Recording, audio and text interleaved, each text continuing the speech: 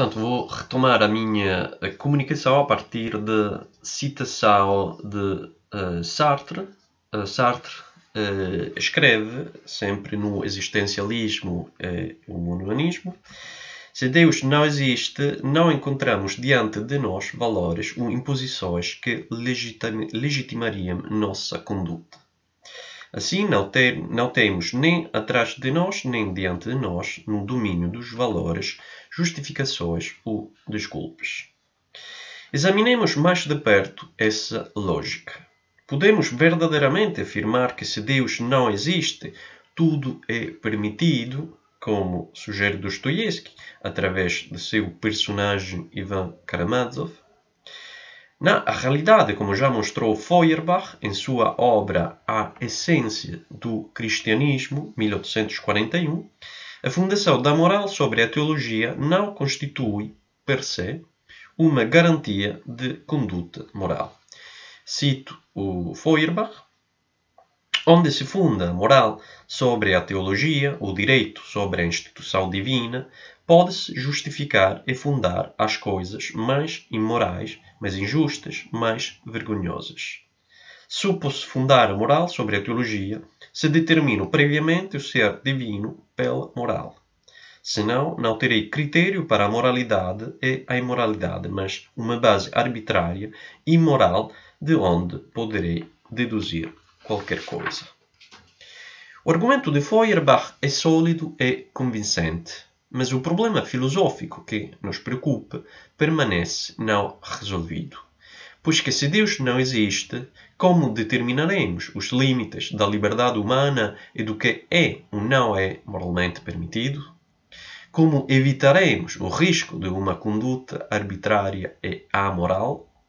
Em outros termos, trata-se de um lado de dar e imprimir uma direção ao agir humano, preenchendo o vazio axiológico e normativo decorrente da morte de Deus. De outro lado, trata-se de restringir uma liberdade que se tornou potencialmente ilimitada. Como escreve Sartre, na mesma obra, cito: de facto, tudo é permitido se Deus não existe. E, por conseguinte, o homem é abandonado, porque ele não encontra nele, nem fora dele, uma possibilidade de se apegar. O homem é livre, o homem é liberdade. Esta liberdade é concebida por Nietzsche, antes de tudo, como causa de desorientação. As questões postas pelo insensato de H. Ciência, aforismo 125, simbolizam claramente o desamparo que se segue à descoberta da morte de Deus. Cito: onde foi parar Deus, nós o matamos. Você e eu. Somos todos seus assassinos. Mas como o fizemos? Como podemos beber o mar até à última gota? Quem nos deu a esponja para fazer desaparecer todo o horizonte? Que fizemos nós separando as terras de seu sol? Por seu lado, Dostoiévski, como vimos, concebe a liberdade derivando da morte de Deus em termos decididamente mais negativos, sombrios, seja como ocasião para justificar cada tipo de crime ou de ato amoral, no caso de Ivan Karamazov, seja como tentação de autodeificação, no caso de Kirillov. Estabelecendo uma relação entre a liberdade derivando da morte de Deus e a tentação de autodeificação, Dostoiévski segue os passos de Feuerbach. Aliás, a teoria de Kirillov, segundo a qual Deus representa a projeção antropomórfica do medo humano da morte, é tipicamente feuerbachiana. De facto, em sua obra A Essência do Cristianismo, Feuerbach tinha considerado a autodeificação do homem como a consequência lógica da recusa de Deus. Se as qualidades e as propriedades atribuídas pelo homem a Deus são, na realidade, qualidades e propriedades humanas, então, segundo o raciocínio de Feuerbach, a essência humana deve ser colocada em primeiro plano. O princípio prático novo torna-se, então, Homo homini Deus est. Portanto, em português seria: o homem é um Deus para o homem. 3 anos mais tarde, Max Stirner, o filósofo alemão, denunciava duramente esta nova religião da humanidade, como a última metamorfose da religião cristã. Na aurora dos novos tempos surge o homem-Deus, escrevia Stirner. Em seu declínio, o único Deus terá se desfeito. E o homem-Deus pode de fato morrer se o único Deus morre nele? Não se colocou esta questão. Acreditou-se ter cumprido tudo quando, nos nossos dias, se levou a cabo a obra do iluminismo e se venceu o Deus. Não se percebeu que um homem só matou o Deus para tornar-se, por sua vez, o único Deus que reina nos céus. Fim de citação. Se Stirner denuncia a lógica teológica que se esconde por detrás da autodeificação, tipicamente feuerbachiana, do homem, Dostoiévski põe em evidência sua periculosidade.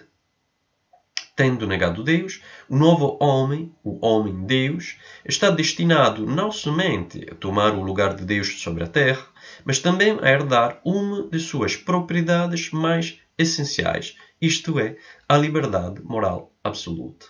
Em outros termos, a tentação da autodeificação está ligada estritamente à tentação de ultrapassar os limites morais convencionais. A advertência de Dostoiévski é bem clara. Renunciar à crença em Deus, abraçar o ateísmo, significa escolher percorrer uma ladeira extremamente escorregadia que, através da queda da moral antiga e da autodeificação do homem, conduz à gratuidade da conduta e ao tudo é permitido karamazoviano. É exatamente nesse sentido que, já a partir do final do século XIX, vários intelectuais interpretaram a filosofia de Nietzsche. Na realidade, não há nada mais distante do pensamento nietzschiano que a gratuidade da conduta moral justificada pelo tudo é permitido karamazoviano. No entanto, a identificação entre o amoralismo de Ivan e a filosofia nietzschiana, assim como a interpretação do super-homem no sentido de homem-deus, ao qual tudo seria permitido e que estaria acima da lei, é um mito-poema, para utilizar a expressão de Neil Gillard, muito defendido entre os intérpretes. E aqui podemos mencionar Merezhkovsky, Chestov, Gide, Delubac e Camus, entre outros. Aliás, o mesmo mito-poema tem sua aparição no texto do mandado de prisão do ex-presidente Lula, onde uma citação retirada de Assim Falava Zaratustra é utilizada para evocar o princípio constitucional de isonomia. O sentido da referência a Nietzsche é o seguinte: Lula não seria um super-homem e, por conseguinte, não se encontraria acima da lei. Portanto, encontramos este mito-poema também no mandado de prisão do ex-presidente Lula. A difusão deste mito-poema foi encorajada, antes de tudo, pela pretensa deificação do super-homem por Nietzsche. Todavia, basta ler a passagem seguinte do discurso nas Ilhas Fortunadas, segunda parte do Zaratustra, para ver que a interpretação do super-homem no sentido de um homem-deus feuerbachiano é, para dizer o mínimo, bastante problemática. Cito a segunda parte do Zaratustra: Deus é apenas uma conjectura, mas não quero que suas conjecturas ultrapassem a medida de seu querer criador. Poderiam vocês criar um Deus? Então não me falem mais de deuses. Mas o além do homem, vocês podem criá-lo. Portanto, aqui vemos como Nietzsche distingue entre o super-homem e o que seria um homem-deus. Como mostrou Heidegger em sua leitura da expressão nietzschiana Deus está morto, aqueles que interpretam o além do homem, o super-homem, como um novo Deus, esquecem a diferença de estatuto ontológico existente entre Deus e o homem. Cito Heidegger: pensando grosseiramente, poderia-se acreditar que esta expressão, Deus está morto, diz que o governo doente passa de Deus a homem, ou, ainda mais grosseiramente, que Nietzsche coloca o homem no lugar de Deus. aqueles que entendem assim pensam, na verdade, bem pouco divinamente sobre a essência divina. O homem nunca pode se colocar no lugar de Deus, porque a essência do homem nunca atinge a região da essência de Deus. O além do homem nunca tomará o lugar de Deus. Desculpa. Fim da citação. Em segundo lugar, a interpretação da filosofia nietzschiana no sentido de um amoralismo, ao modo de Karamazov, foi encorajado pela chocante similaridade entre a ideia já mencionada de Ivan Karamazov, se não há Deus nem imortalidade da alma, então tudo é permitido, e a máxima nada é verdadeiro, tudo é permitido, que aparece em Assim Falava Zaratustra e no terceiro tratado da Genealogia da Moral. No entanto, quando essa máxima é situada em seu contexto, torna-se patente que o objetivo de Nietzsche não é o de defender a possibilidade de uma praxis amoral. Como Karl Jaspers já escrevia em 1936, cito, esta proposição, nada verdadeiro, tudo é permitido, frequentemente repetida por Nietzsche, deve ser considerada por ela mesma incompreensível. Se considerarmos somente ela aparece como a expressão de uma essência total de obrigação, como um convite ao capricho, aos sofismas e aos crimes. Contrariamente a Dostoiévski, Nietzsche não considera que a morte de Deus abra inevitavelmente a porta ao tudo é permitido. De certo, já o dissemos, a desvalorização dos valores supremos, derivando da morte de Deus, deixa um vazio axiológico e normativo. Todavia, a intenção de Nietzsche não é a de aceitar passivamente esta situação, nem de cair em atitudes nihilistas radicais, tais como aquelas sintetizadas no tudo é permitido ou no tudo inútil, tudo é em vão. Ao contrário, uma grande parte da última filosofia de Nietzsche é justamente dedicada a preencher este vazio axiológico e normativo através de uma transvaloração dos valores. Há poucas dúvidas de que este empreendimento filosófico provoque um monte de questões metaéticas complicadas. No entanto, para além desses problemas evidentes, aos quais supõe-se que o especialista nietzschiano tem que responder, no contexto desta comunicação é importante sublinhar que a filosofia nietzschiana pode ser definida como imoral, mas não como amoral, sendo a amoralidade caracterizada pela ausência completa de normas morais. Portanto, aqui estou a distinguir entre imoralidade e amoralidade, onde a amoralidade é a ausência completa de normas morais. Justamente por esta razão que a analogia entre Ivan Karamazov e Nietzsche é uma analogia falaciosa. Enquanto tal, ela deve ser recusada. Para terminar, voltemos à questão inicial.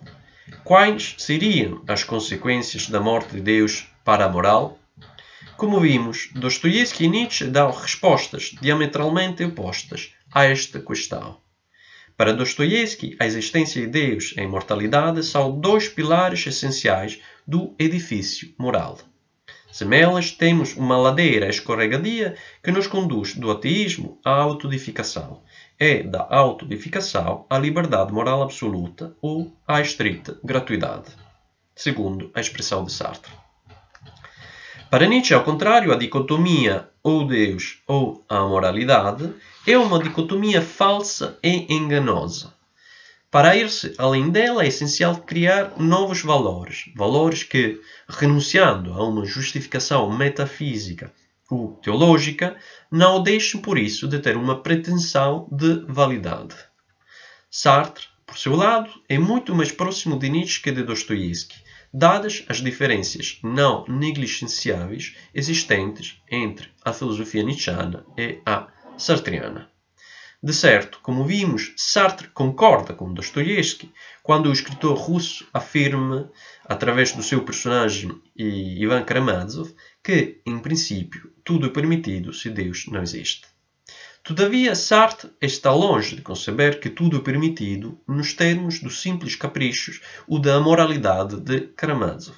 Ao contrário, a total liberdade derivada da total gratuidade da existência implica, segundo Sartre, um sentimento de responsabilidade face a nossos atos, nossas escolhas e nossos valores.